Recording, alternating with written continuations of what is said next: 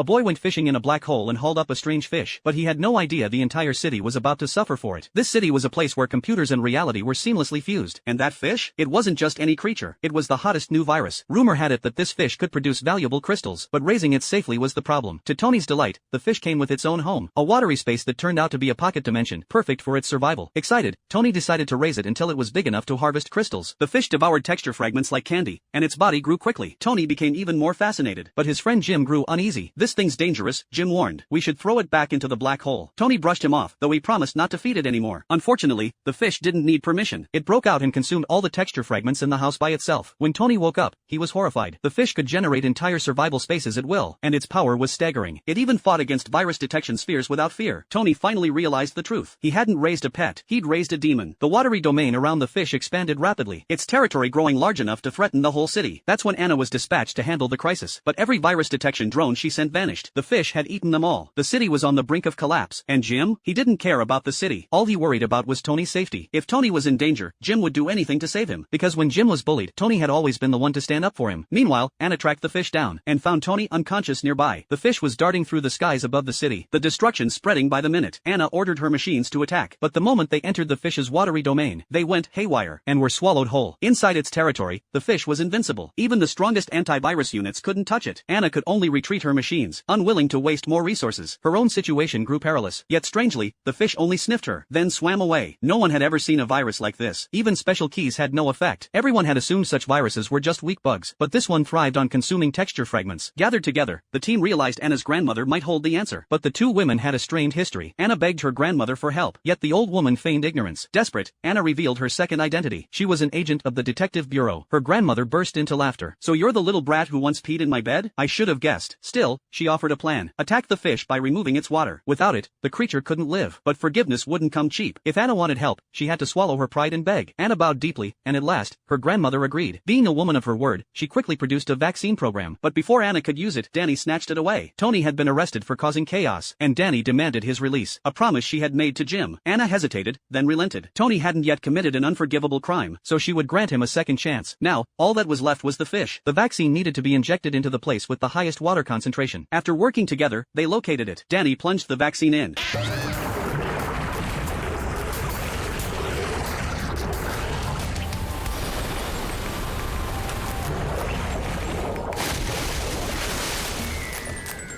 Instantly, the giant fish shrank. The antivirus machines pounced, destroying it once and for all, and reclaiming their honor in the process.